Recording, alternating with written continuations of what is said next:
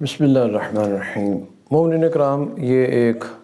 فرانسیسی اخبار کی میگزین کا اشتہار آپ دیکھ رہے ہیں کہ جس میں شیعہ علماء کرام جو اپنے سر پہ عمامہ رکھتے ہیں سفید سیاہ، اس کو جلا کر شیعہ مکتب کی توہین کی جا رہی ہے، اور اس کا مطلب اور اس کا مقصد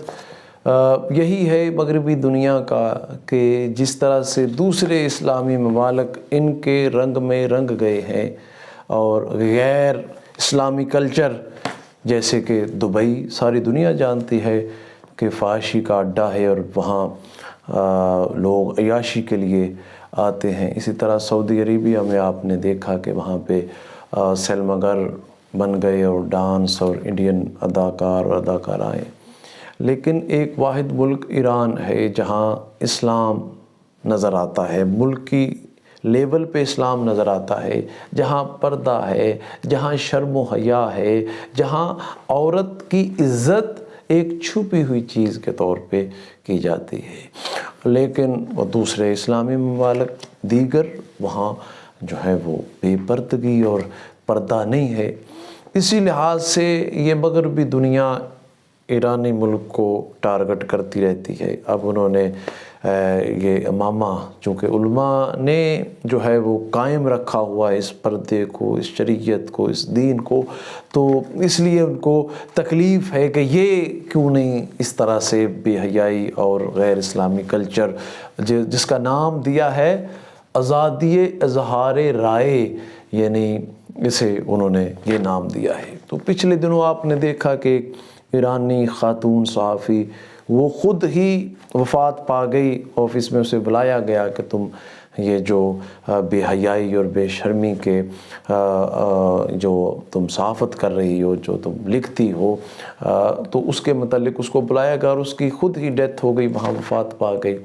تو اس پہ مغربی دنیا نے ناجائز اس کو ایران کو ٹارگٹ کیا کہ یہ انہوں نے خود مارا ہے، جبکہ پھر ثابت ہوا، قانونی طور پہ ثابت ہوا کہ اس کی خود ڈیتھ ہوئی۔ پھر پچھلے دنوں ایک مظاہرہ کروایا گیا وہاں خواتین کا کہ ہمیں آزادی، یہ اظہار رائے اور ہمیں آزادی دی جائے اور بے پردہ خواتین۔ لیکن سلام ہے ان ماؤں کو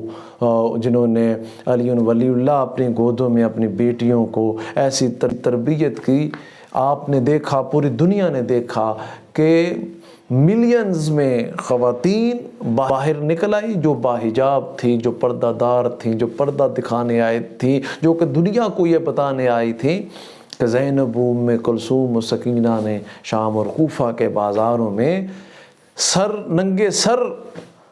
ان درباروں میں انہوں نے اسلام کے لیے، ہمارے پردے کے لیے، ہمارے پردے کو بچایا، اور جناب فاطمۃ الزہرا سلام اللہ علیہا نے اسی پردے کو، اسی شرم و حیا کو عورت کا زیور قرار دیا۔ تو یہ تکلیف ہے دنیا کو اس امامے سے، اس لباس امام سے، اس علماء کرام سے، جو کہ دنیا میں امن کی علامت ہے۔ شیعہ علماء یعنی ایران ملک اور جہاں جہاں بھی شیعہ ہوگا وہ امن کی علامت، وہ دہشت گردی، وہ خون خرابہ، وہ فساد، وہ لڑائی، وہ دنگا، وہ جھگڑا نہیں۔ جو علی کا ماننے والا ہوگا، جیسے علی علیہ السلام کو صبر و شتم کیا گیا اور مولا نے صبر کیا، جیسے حسین علیہ السلام نے کربلا میں صبر کیا، ان کا ماننے والا صابر ہوتا ہے۔ اور دنیا یہ کرتی ہے، کرتی رہے گی۔ امام کے سپاہی اور امام کے سپاہیوں کی بیٹیاں، خواتین اسی طرح باحجاب ہو کے اسلام کا روشن چہرہ دنیا کو دکھاتی رہے گی۔